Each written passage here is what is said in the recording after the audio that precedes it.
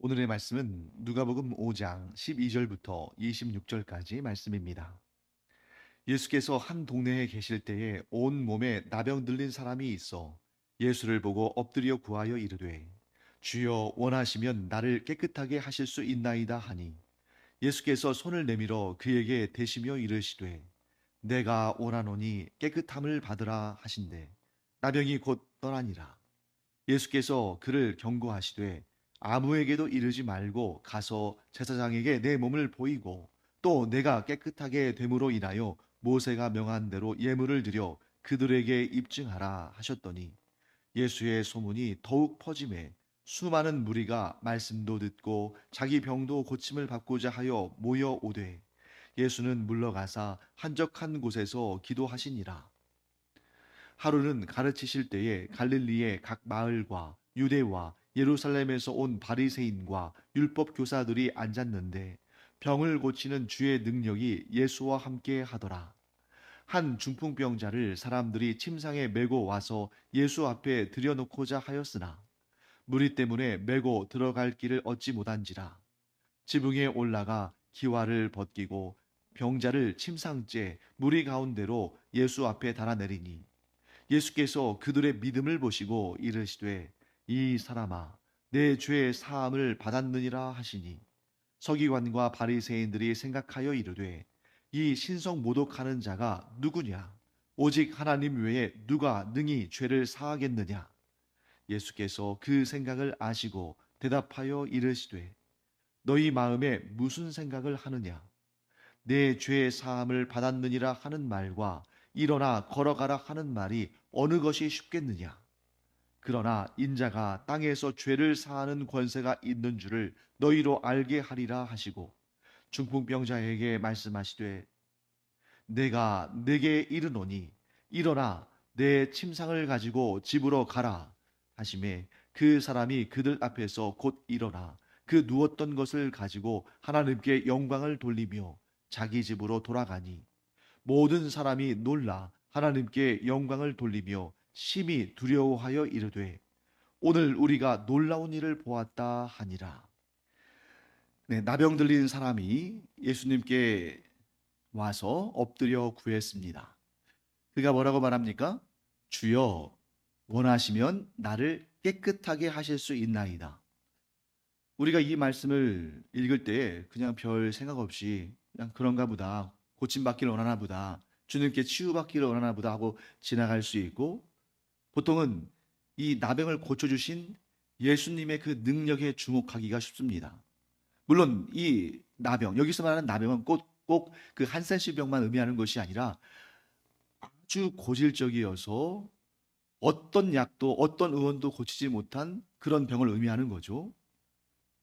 그래서 이런 병을 고치는 것이 너무 대단한 일이기 때문에 그 병을 고치신 예수님의 능력에 주목하는 것, 그게 이제 보통 일반적인 경우입니다만 여기서는 우리가 조금 더 다르게 볼 수 있을 것 같습니다. 자, 이 나병 들린 사람이 한 말을 주목해 보세요. 주여 원하시면 나를 깨끗하게 하실 수 있나이다. 단순해 보이는 말이지만 어쩌면 그냥 병과 관련된 말로만 보이지만 여기에는 정말 깊은 심오한 신학적인 그러한 깊이가 담겨 있습니다. 자, 교리적으로 이 말을 설명하자면 이렇게 말할 수 있어요.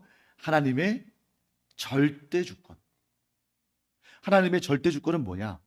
그것은 사람이 내 뜻대로 되기를 원하는 마음을 내려놓고 하나님의 뜻대로 되기를 구하는 그 마음, 그게 바로 하나님의 절대 주권을 인정하는 마음, 하나님의 절대 주권을 시인하는 마음입니다. 간혹 이런 경우 있잖아요. 어떤 분은 아주 호기롭게 이렇게 말합니다. 하나님은 나를 사랑하셔. 하나님은 나를 사랑하시기 때문에 내가 기도하면 다 들어주실 줄 나는 믿어. 내가 기도한 대로 하나님은 다 응답하셔. 언뜻 보면 굉장히 믿음 좋은 사람처럼, 믿음이 강한 사람처럼, 하나님의 능력을 전적으로 믿고 의지하는 사람처럼 보입니다만 거기에는 한 가지 문제가 있습니다. 어떤 문제입니까? 오늘 이 나병 들린 사람이 고백한 하나님의 절대 주권에 대한 온전한 이해가 빠져 있는 거예요. 자, 하나님이 나를 사랑하시기 때문에 내가 기도한 모든 것은 다 들어주시고 내가 구한 대로 다 응답하신다. 마치 뭐와 같냐면 아주 어린 아이가, 철들지 않은 어린 아이가 엄마 아빠는 나를 사랑하니까 내가 원하는 거 다 해주실 거야. 그러면서 계속 하루 종일 초콜릿 구하고 사탕 구하고 충치가 생길 만한 것 구하고 영양적인 그런 균형감 없는 그런 음식들만 구하고 그럴 수도 있잖아요. 그러니까 이 나병 환자는 뭐라고 말한 거냐면, 주님, 제가 주권자가 아니라 주님이 주권자이시니까 주님께서 원하시면 얼마든지 하실 수 있으십니다 하고 예수님을 절대 주권자로 모신 것입니다. 그래서 이 나병 환자는 예수님께 반드시 고쳐주십시오. 당신이 정말 하나님의 아들이라면, 당신에게 정말 능력이 있다면 나를 고쳐보십시오. 이렇게 말하지 않았다는 거예요. 자, 그 말. 당신이 하나님의 아들이라면 나를 고쳐내십시오. 또 우리가 이런 잘못된 기도할 때가 있죠. 하나님께서 정말 능력이 있으시다면 이거 하실 수 있지 않으십니까? 언뜻 보면 믿음의 말, 하나님을 인정하는 말, 하나님의 능력을 시인하는 말처럼 보이지만 자세히 들여다보면 예수님을 시험했던 마귀의 말과 똑같죠. 마귀가 예수님께 어떻게 했습니까? 40일을 금식하신 다음에 굶주리신 예수님을 찾아와서 네가 하나님의 아들이거든, 즉 네가 하나님의 아들이거든 이 돌들로 떡을 만들어 봐라. 하나님의 아들이라면 얼마든지 할 수 있지 않느냐? 그것과 같은 맥락인 거예요. 그래서 우리는 주의해야 됩니다. 우리가 예수님을 향해서 어떻게 기도하고 있는가 잘 따져봐야 돼요. 예수님이 나를 사랑하신다면 내 뜻대로 이루어 주십시오.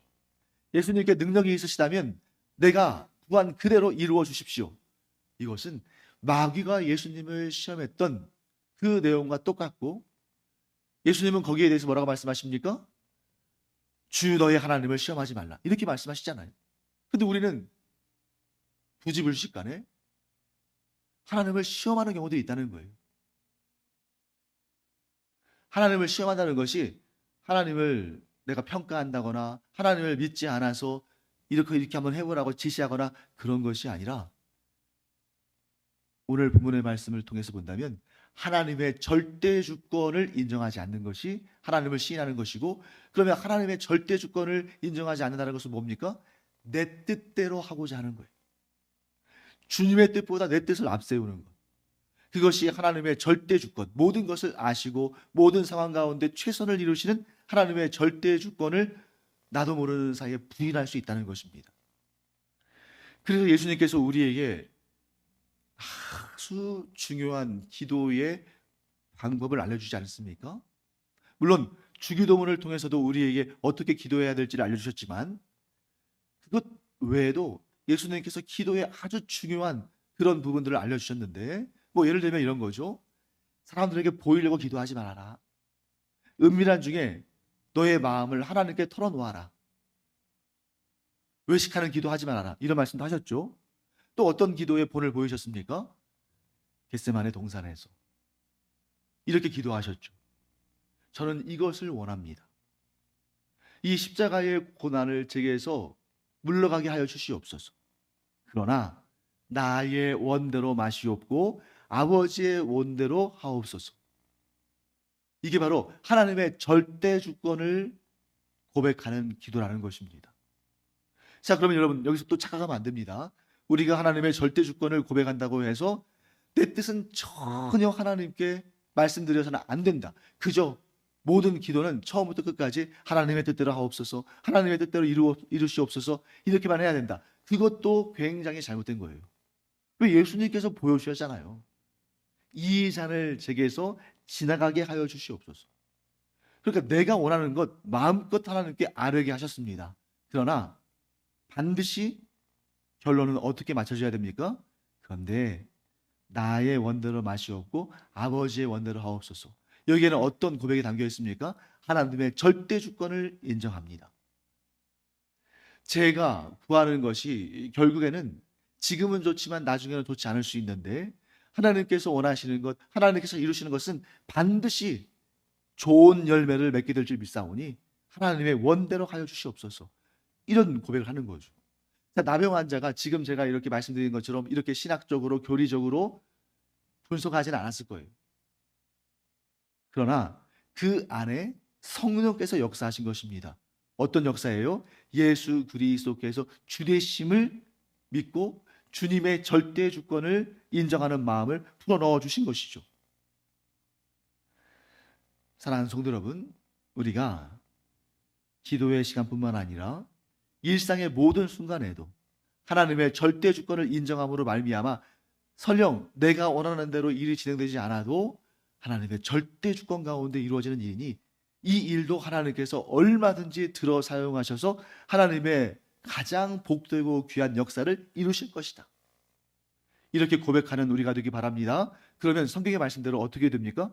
버릴 것이 없다. 하나님께서 이런 고난, 고통, 괴로움, 때로는 질병, 실패, 낙심 이런 것들마저도 들어 사용하셔서 우리를 가장 좋게 하신다는 사실을, 즉 하나님의 이 절대 주권을 인정한다면 우리의 삶 가운데 만나는 것들 가운데 버릴 것이 없다. 그런데 우리는 버릴 것이 많다고 생각하니까, 좋지 않은 것이 많다고 생각하니까 날마다 걱정, 근심에 시달리는 거 아닙니까? 이런 일이 일어나면 어떻게 할까?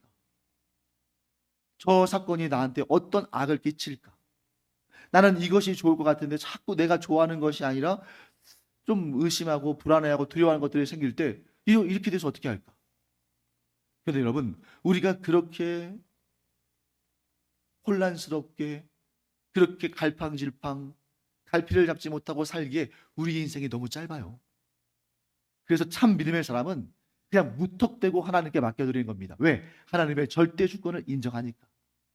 하나님, 제가 최악이라고 생각하는 그렇게 염려하고 두려워했던 일들마저도 하나님의 그 절대 주권 가운데에 하나님의 가장 좋은 것들, 하나님의 최선을, 하나님의 가장 복된 역사들을 이루는데 하나님께서 도구로, 재료로 사용할 줄 믿사오니, 인간적으로 보면 이거 너무 힘들고 낙심이 되고 절망적인 상황이지만 하나님께서 이것을 들어 사용하셔서 오히려 더 좋게, 아니 가장 좋게 하여 주실 줄 믿습니다. 이런 하나님의 절대 주권을 믿고 따르는 우리가 되기를 간절히 축원합니다.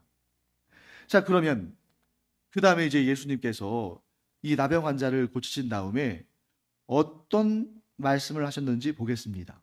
14절 말씀 보시면 이런 내용 나오죠.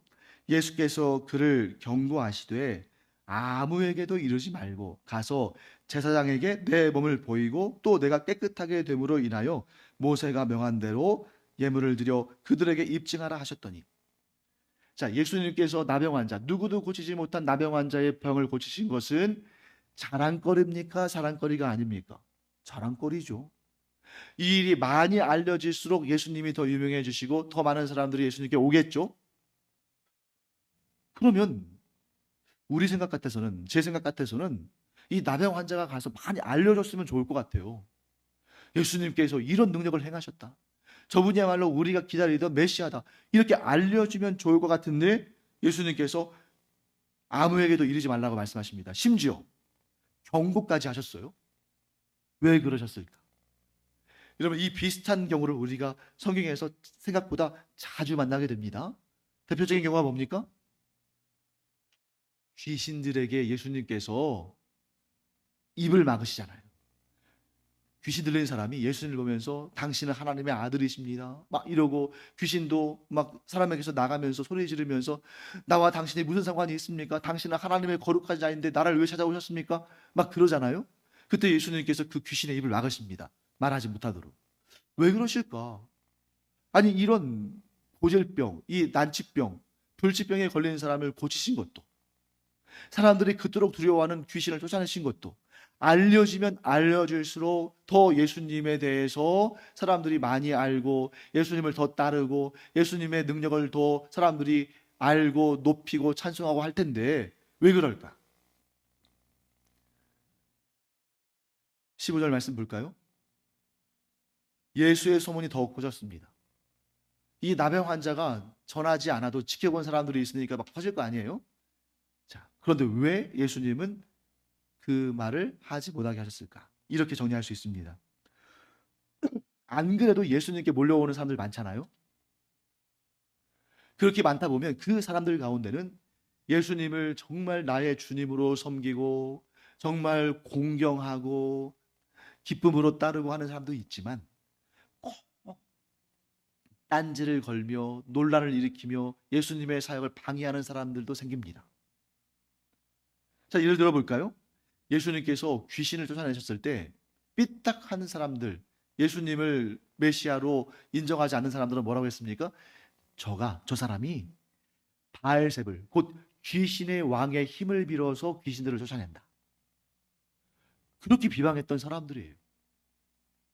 그러니까 조그만한 이런 이 자기들의 심기를 거스르는 예수님의 능력이나 예수님의 권위나 이런 것에 대해서 어떻게든지 간에 막 공격하려고 하는 사람들. 그런 사람들의 공격이 사실 예수님의 사역을 힘 빠지게 하거든요. 자, 예수님의 목적이 뭡니까? 한 사람이라도 더 구원하시기 위해서 오신 거 아닙니까? 그래서 예수님의 목적은 병을 고치는 것도 아니고 귀신을 쫓아내는 것도 아니고 기적을 일으키시는 것도 아니고 그 모든 것은 이 한 가지 목적을 위한 수단이고 방법이고 보조 도움입니다. 그게 뭐예요? 천국 복음을 전하시는 거예요. 그러니까 천국 복음을 전하시는 데 있어서 걸림돌이 없어야 되는데 예수님에 대해서 비방하고 또 막 논쟁하고 수근거리고 막 이런 이 좀 부정적인 여론이나 부정적인 이러한 상황들이 생겨나면 이 천국 복음을 전파하는 데 방해가 되거든요. 근데 오늘 보면 보십시오. 자, 오늘 예수님께서 누구를 고쳐주셨어요? 나병 환자를 고쳐주시지 않았습니까? 나병 환자를 고치셨어요. 나병 환자는 율법에 뭐라고 되어 있습니까? 부정 환자로 되어 있습니다. 그래서 나병 환자에게 접촉하면 어떻게 해요? 진 밖으로 나가서, 성 밖으로 나가서 격리되어야 돼요. 그리고 부정한 자와 접촉했다고 사람들이 비난하고 그에게 불이익을 줍니다. 활동에 제약을 줘요. 뿐만 아니라 나병 환자가 해야 되는 율법적 규례도 있습니다. 나병 환자는 사람들이 자신들과 접촉하지 못하도록 사람들로부터 멀리 떨어져야 돼요. 그래서 나병 환자들은 어떻게 해야 되냐면 사람들이 주변에 예를 들어서 이 성 밖이지만 그런 성 밖으로 오고 다니는 사람들이 있잖아요. 사람들이 보이면 막 소리를 질러야 돼. 왜 소리를 지를까요? 막 이상한 소리를 내야 됩니다.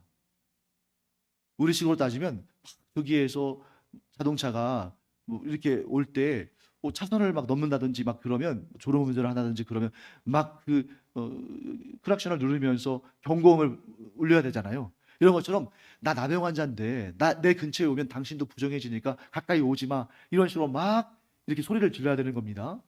그러니까 지금 이 상황에서 예수님께서 손을 대셔서 나병 환자를 고치셨는데 이 사건이 사람들에게 알려지면 특히 바리새인들, 서기관들 이러한 예수님을 메시아로 인정하지 않고 어떻게 하면 예수님을 공격할까? 어떻게 하면 예수님을 제거할까? 그렇게 눈에 불을 켜고 있는 사람들에게 전해지면 나병 환자도 큰 고초를 당하고 예수님도 복음을 전해야 되는 그 시간과 에너지를 이러한 이 공격하는 사람들과의 대결 국면 가운데에 소모할 수밖에 없습니다.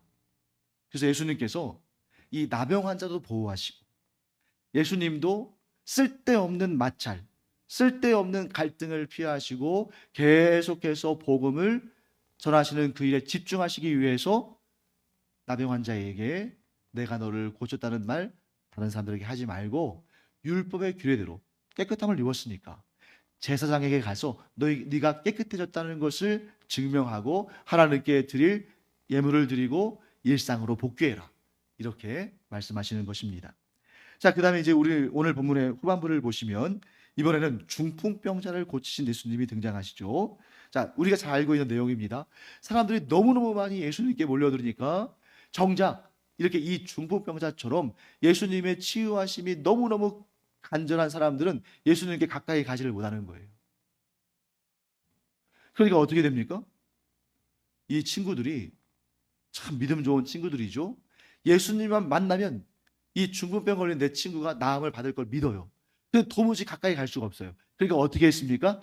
지붕을 뚫고 침상채로 이 중풍병 걸린 친구를 그 침상에 누워서 침상을 내려 예수님 앞에 보이도록 했습니다. 자, 그때 예수님께서 20절 말씀에 그들의 믿음, 중풍병자와 그들을 데리고 온 친구들이죠. 그들의 믿음을 보시고 이렇게 말씀하십니다. 이 사람아, 내 죄 사함을 받았느니라. 사실 우리가 듣기에도 좀 의외죠. 우리가 생각할 때에도 이 본문의 말씀을 우리가 읽고 듣고 해왔기 때문에 자연스럽습니다만, 맨 처음에 이 말씀을 우리가 읽는다면 좀 이 경우에는 안 맞는 말씀인 것 같다라고 생각할 수 있습니다. 왜냐하면 지금 중풍병자는 무엇을 위해서 왔어요? 병고침을 받으러 왔잖아요.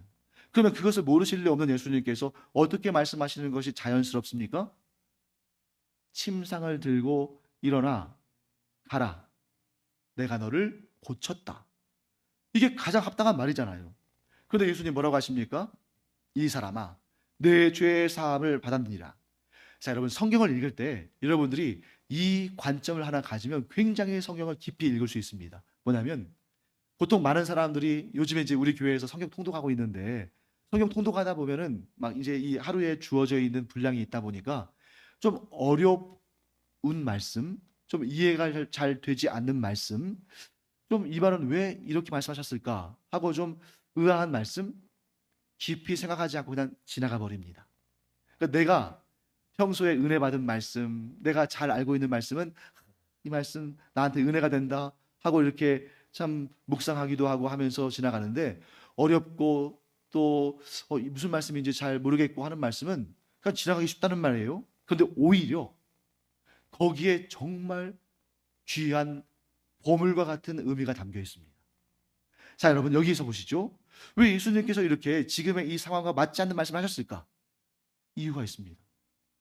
예수님께서 누구나 다 이해할 만한, 누구나 다 납득할 만한 말을 하지 않으시고 퀘스천 마크를 찍을 만큼 의아한 말씀을 하실 때는 의도적이라는 거예요. 예수님께서 의도적으로 이 말씀을 하셨다는 것입니다. 어떤 의도냐? 두 가지 의도가 있습니다. 첫째는 이 말씀을 이해하지 못하는 사람들이 이 말씀에 대해서 따져 묻게 하시려고 하신 거예요. 그리고 두 번째는 오늘 본문의 결론이죠. 인자, 곧 예수님께 죄 사함의 권세가 있다는 것을 알려주시기 위한 것입니다. 자, 만일 예수님께서 이 중풍병자에게 내가 너를 고쳤으니 일어나 가거라 이러셨다면 그 자리에 있었던 서기관과 바리새인들은 아무 말도 못하고 대단하네, 저렇게 출신 배경이 좋지도 않고 우리처럼 공식적으로 율법을 배운 사람도 아닌데 어떻게 저렇게 놀라운 말씀을 전하고 어떻게 저렇게 놀라운 능력을 행할까? 그렇게 생각하고 지나갔을 겁니다. 그런데 예수님께서 이 사람아, 내 죄 사함을 받았느니라 하시니까 누가 제일 먼저 반응했어요? 21절 말씀 보시면 서기관과 바리새인들, 아마 그 자리에 있었던 율법에 대해서 잘 모르는 일반적인 그런 평범한 사람들은 예수님께서 이 사람아 내 죄 사함을 받았느니라 이 말씀을 하실 때 별로 관심도 갖지 않았을 거예요. 그들의 관심은 오롯이 그 중풍병자가 나음을 얻은 그 장면을 보는 것에만 쏠렸을 겁니다. 그런데 이 서기관들과 바리새인들은 예수님의 이 말씀에 귀에 꽂혔어요. 왜? 이들은 율법의 원리를 알거든요. 이들은 기독교의 교리까지는 모르지만, 왜? 이들은 유대교인들이니까 유대교의 핵심을 알거든요. 그게 무엇입니까? 죄 사함의 권세는 오직 하나님께만 있다. 죄 사함의 권세는 오직 하나님께만 있다는 것을 이들은 알고 있었는데, 이들이 그것을 알고 있기 까닭에 예수님의 말씀에 이렇게 거칠게 반응하도록 예수님께서 일부러 이 말씀을 하신 것입니다. 일부러 이 주제를 그들로 하여금 반기를 들도록 한 거죠. 이 주제에 관해서. 그때 예수님 말씀하십니다. 23절 말씀, 내 죄 사함을 받았느니라 하는 말과 일어나 걸어가라 하는 말이 어느 것이 쉽겠느냐. 자, 여러분들 생각해 보세요. 내 죄 사함을 받았느니라 하는 말하고 내가 너를 고쳤으니 일어나 걸어가라, 이 둘 중에 어느 것이 쉬운 말이겠습니까? 이것은 사람과 하나님 사이의 구별을 예수님께서 보여주시는 거예요. 자, 내 죄 사함을 받았다. 죄 사함과 내가 너를 고쳤으니 일어나 걸어가라. 일어나 걸어가라. 기적이에요. 죄 사함과 기적. 둘 중에 어느 것이 어려운가? 자, 예수님은 어느 것이 쉽냐 하셨지만 우리는 이제 어렵냐 하는 쪽에서 보죠. 죄 사함과 기적. 둘 중에 어느 것이 어려운가? 자, 이 말씀을 들은 서기관과 바리새인들을 비롯한 사람들의 입장에서는 어느 것이 더 어렵겠습니까? 일어나 걸어가라 하는 기적이 더 어렵죠. 왜요? 죄 사함을 받았다라는 말은 눈에 안 보이잖아요. 죄 사함을 받았다, 이 말을 했을 때 그 사람이 죄 사함 받았는지 안 받았는지 눈에 보이지도 않고 증명할 방법이 없습니다. 반면에 중풍병자에게, 걷지 못하는 중풍병자에게 일어나 걸어라 라고 말씀하시는 것은 즉각적으로 시각적으로 증명해야 돼요. 그러니까 능력 없는 인간의 입장에서 보면은 죄 사함을 받았느니라 하는 말은 얼마든지 할 수 있는 말이에요. 왜? 증명할 필요가 없으니까. 반면에 일어나 걸어가라 하는 말은 너무너무 어려운 말입니다. 왜요? 즉각적으로 증명을 보여야 되는, 기적을 일으켜야 되니까. 그런데 예수님께는 반대입니다. 예수님께는 일어나 걸어가라 하는 이 기적은 너무너무 쉬운 일이에요. 왜? 지금까지도 얼마나 많은 병자들을 고치시고 귀신을 쫓아내시고 기적을 행하셨습니까? 창조주이시고 전지전능하신 하나님께, 전지전능하신 예수님께는 이러한 중풍병 하나 고치는 것은 일도 아니죠. 쉬운 일입니다. 그런데 예수님께는 죄 사함의 선포가 어려운 일이에요. 어려울 뿐만 아니라 중요한 일입니다. 왜요? 사람은 내가 네 죄 용서해 줄게, 사실 속으로는 용서하지 않으면서 말로만 얼마든지 그렇게 할 수 있잖아요. 그런데 하나님의 죄 사함의 선포는 말로만 되는 경우가 없습니다. 반드시 죄 사함의 선포가 이루어지면 이루어져야 돼요.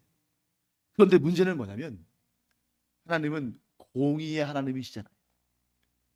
사람들처럼 그냥 말로만 죄 사함할 수도 없고 또 그 죄값을 치르지도 않고 죄를 용서할 수는 없는 것입니다. 그러면 여기에서 예수님께서 내 죄 사함을 받았느니라 하는 말씀 속에는 무엇이 담겨 있냐면 너의 모든 죄값을 내가 담당하겠다. 수고하고 무거운 짐진 자들아, 그 수고하고 무거운 짐 중에서 가장 수고롭고 가장 무거운 짐이 뭐겠습니까? 죄의 짐 아니겠습니까? 그 죄의 짐을 내가 감당하겠다. 그리고 결국 그 말씀대로 예수님께서는 십자가의 죽으심이라는 그 고통과 그 가장 괴로운 일을 스스로 감당하신 거죠. 그래서 하나님의 입장에서는 중풍병자에게 일어나 걸어가라 라는 말보다 내 죄 사함을 받았느니라 하는 말씀이 더 어려운 것이고, 이 사람들에게, 그 사실을 부인하는 사람들에게 예수 그리스도께 죄 사함의 권세가 있는 것을 보이시기 위해서 의도적으로 이 말씀을 하셨다 하는 것을 우리가 보게 되는 것입니다. 자, 이 말씀을 우리의 삶에 어떻게 적용할 수 있을까요? 이게 오늘 말씀의 핵심입니다. 2000년 전에 하신 그 일, 그 말씀이 오늘날 나에게 무슨 의미가 있는가? 여러분, 오늘날 우리가 너무 많이 착각하고 있는 것 중에 하나가 뭐냐면 병이 낫는 것, 또 재정적으로 하나님께서 물질의 복을 주셔서 풍성해지는 것, 자녀들이 하나님께로부터 지혜의 은사를 받아서 공부 잘하는 것, 형통한 것, 이런 것들을 더 큰 은혜로 여기고 정작 죄 사함의 은혜는 당연한 걸로 여긴다는 거예요.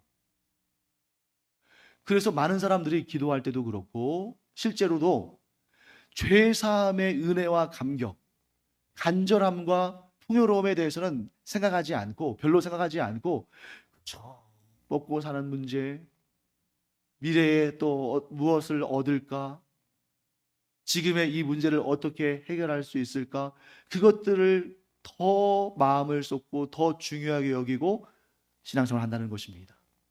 우리가 마음에 찔리는 부분이죠. 예수님 이 말씀을 통해서 우리가 이 시간 분명히 알기를 바랍니다. 정말 우리에게 주어진 그 무엇과도 비길 수 없는, 그 무엇과도 바꿀 수 없는, 그래서 딱 한 가지만 받아야 한다면 이것을 선택해야만 하는 그 은혜 중에 은혜가 뭡니까? 복 중에 복, 은혜 중에 은혜는 죄사함의 은혜다. 예수님께서 그 십자가의 보혈로 내 죄를 사하셨다는 것, 그것보다 더 큰 은혜는 없다. 더 큰 복은 없다. 왜? 그 복 하나만으로도 내가 이 세상에서 힘들게 산다 할지라도 천국에서 영원한 복락을 누리니까. 영원한 생명, 영원한 복락을 누리니까. 그러니까 우리가 순서를 바꾸지 맙시다. 자, 예수님께서 둘 중에 하나만 하신 게 아니에요. 둘 다 하셨습니다. 어떻게 하셨습니까? 내 죄 사함을 받았느니라 하신 다음에 이 문제로 이제 서기관들과 바리새인들과 이렇게 논쟁하셨잖아요. 그리고 나서 그걸로 끝내신 것이 아니라 그 중풍병자에게 네가 나음을 받았으니 침상을 들고 일어나 집으로 가라. 병고침의 은혜도 주셨어요. 이 순서를 잘 보시기 바랍니다. 우리가 이 순서를 따라야 됩니다. 죄 사함의 은혜를 먼저 구하고 죄 사함의 은총을 먼저 받고 그 다음에 우리의 현실의 문제들을 하나님께 구하고 그 부분에 응답을 받고 이 두 가지 모두, 이 두 가지의 은혜를 모두 다 누리는 우리 모두가 되기를 간절히 축원합니다. 기도하겠습니다. 하나님 감사합니다. 저희가 신앙생활을 하면서 정작 가장 중요한 이 구원에 이르는 죄사함의 은혜에 대해서는 당연한 걸로 여기고 별로 마음도 쏟지 않고 감사하지도 않고 그렇게 지내면서 정작 이 세상에서만 누리는 것들, 육신의 건강이나 물질의 풍성함이나 뭐 공부나 직장이나 사업의 형통이나 이런 것에 대해서만 막 관심을 갖고 그런 것들만 좋아했던 것 회개합니다. 하나님, 죄 사함의 은총이 얼마나 대단하고 얼마나 귀한 것인 줄 알므로 가장 소중하고 가장 귀한 것, 가장 큰 것을 얻었으므로 다른 모든 것들에 의해서도 기뻐하며 감사하는, 가장 중요한 것을 먼저 감사하고 그 다음에 모든 것들을 감사하는 그런 순서를 지키는 저희들 되게 하여 주시옵소서. 감사드리며 예수님의 이름으로 축복하며 기도합니다. 아멘.